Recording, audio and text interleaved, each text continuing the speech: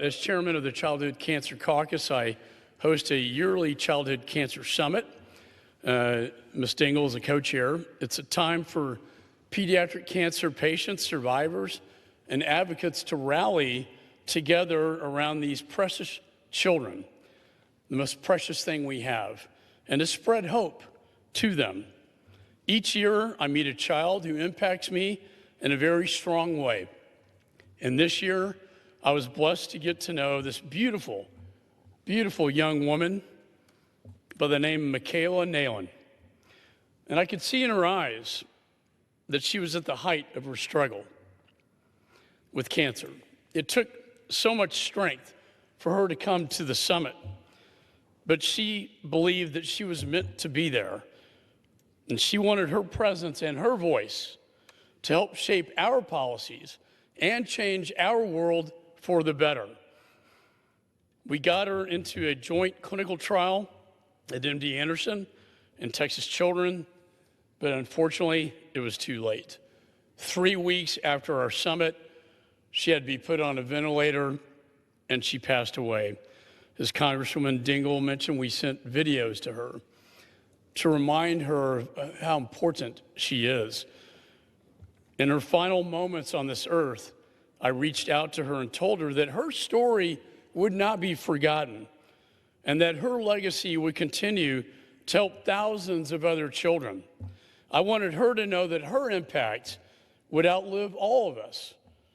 And so today, in her honor, the United States Congress will vote on the Mikaela Nalen Give Kids a Chance Act. 16 years ago, I founded the Childhood Cancer Caucus because I saw that children with cancer did not have a voice here in Washington. We cared about adult treatments, but no one was paying attention to the precious children battling this heartbreaking disease. In fact, they called it rare orphan diseases. Since then, we have made a change for the better, and today is proof of that. Put simply, this bill gives kids the same chance to beat cancer that adults already have. Right now, thousands of successful drug combination therapies are being studied and developed for adults, but not for children. The Give Kids a Chance Act will change that.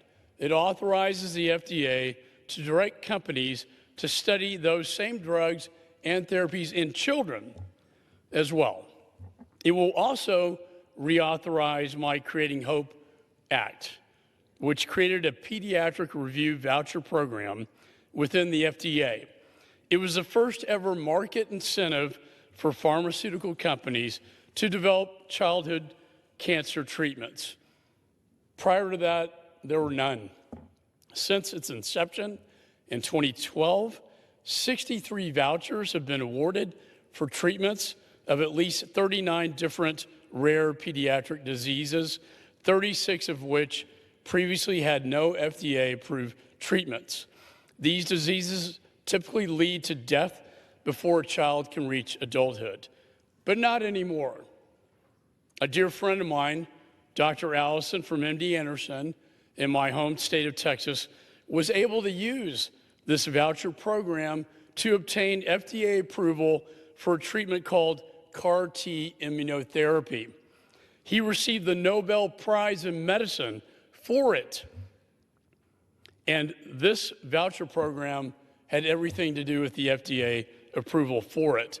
This breakthrough treatment could change everything, and it has changed everything, not just for kids with cancer, but also for many adults. This bill will keep the successful voucher program going for another 5 years, fueling more innovation, more hope for children and families who desperately need it. So I want to thank all my friends on the Energy and Commerce Committee who helped me get my bill, which I'm not on the committee. Thank you for helping me get this done.